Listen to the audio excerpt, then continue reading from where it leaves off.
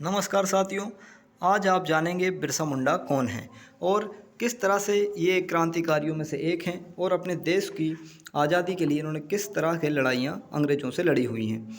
15 नवंबर की आप सभी को बहुत बहुत शुभकामनाएं। आप सभी जानते हैं कि 15 नवंबर को बिरसा मुंडा जयंती मनाई जाती है। तो चलिए आइए जानते हैं बिरसा मुंडा कौन है और ये किस तरह से इन्होंने अपने जीवन में कार्य किया है। बिरसा मुंडा जयंती 15 नवंबर को मनाई जाती है और बिरसा मुंडा एक आदिवासी नेता और लोक नायक थे। ये मुंडा जाति से संबंधित थे। वर्तमान भारत में रांची और सिंह भूमि के आदिवासी बिरसा मुंडा को अब बिरसा भगवान कहकर याद करते हैं। मुंडा आदिवासियों को अंग्रेज़ों के दमन के विरुद्ध खड़ा करके बिरसा मुंडा ने ये सम्मान अर्जित किया था। 19वीं सदी में बिरसा भारतीय स्वतंत्रता आंदोलन के इतिहास में एक मुख्य कड़ी साबित हुए थे। अगर हम बात करें इनका जीवन परिचय की, तो बिरसा मुंडा का जन्म 15 नवंबर 1875 को रांची जिले के उलीहतू गांव में हुआ था।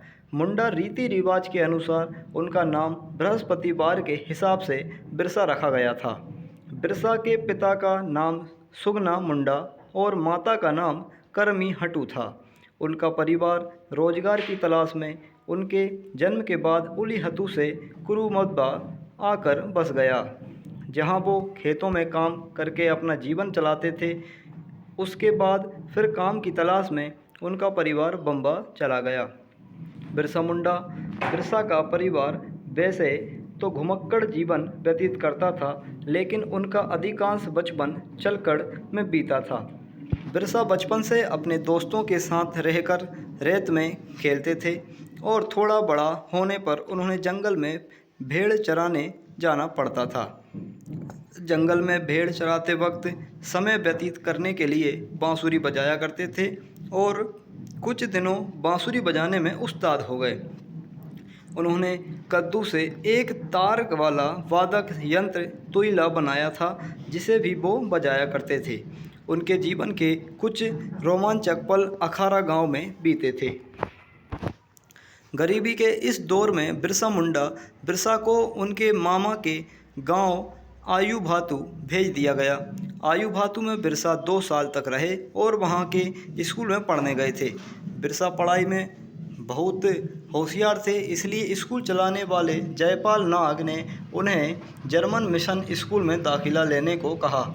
अब उस समय क्रिश्चियन स्कूल में प्रवेश लेने के लिए ईसाई धर्म अपनाना जरूरी हुआ करता था, तो बिरसा ने धर्म परिवर्तन कर अपना नाम बिरसा डेविड रख दिया, जो बाद में बिरसा दाऊद हो गया। लोगों का विश्वास क्या है, तो भाई इसके बाद बिरसा के जीवन में एक नया मोड़ आया और उनके जो स्वामी थे आनंद पांडे, उनसे उनका संपर्क बढ़ गया और उन्हें हिंदू धर्म तथा महाभारत के पात्रों का परिचय मिला। ये कहा जाता है कि 1895 में कुछ ऐसी अलौकिक घटनाएं घटीं जिनके कारण लोग बिरसा को भगवान का अवतार मानने लगे। लोगों में ये विश्वास दृढ़ हो गया कि बिरसा के स्पर्श मात्र से ही रोग दूर हो जाते हैं। मुंडा का जो विद्रोह था उसमें किस तरह से नेतृत्व किया है उसके बारे में जानते हैं। तो 1 अक्टूबर 1894 को नौजवान नेता के रूप में सभी मुंडाओं को एकत्र कर उन्होंने अंग्रेज़ों से लगान माफ़ी के लिए आंदोलन किया था।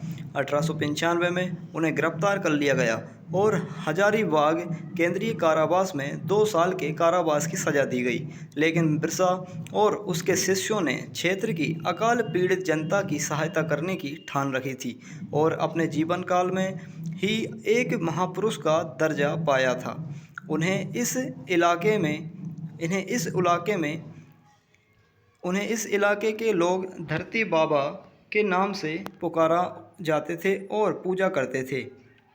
उनके प्रभाव की वृद्धि के बाद पूरे इलाके के मुंडाओं में संगठित होने की चेतना जागी। फिर इसके बाद 1897 से 1900 के बीच मुंडाओं और अंग्रेज सिपाहियों के बीच युद्ध होते रहे और बिरसा और उसके चाहने वाले लोगों ने अंग्रेज़ों की नाक में दम कर रखा था।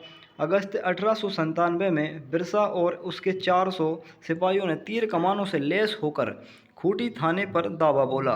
1898 में तांगा नदी के किनारे मुंडाओं की भिड़ंत अंग्रेज सेनाओं से हुई, जिसमें पहले तो अंग्रेजी सेना हार गई थी, लेकिन बाद में इसके बदले उस इलाके के बहुत से आदिवासी नेताओं को गिरफ्तार कर लिया गया।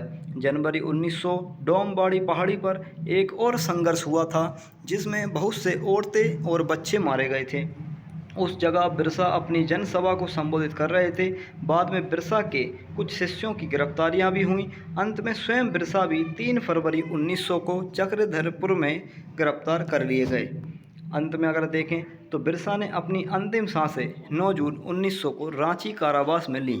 आज भी बिहार, उड़ीसा, झारखंड, छत्तीसगढ़ और पश्चिम बंगाल के आदिवासी इलाकों में बिरसा मुंडा को भगवान की तरह पूजा जाता है।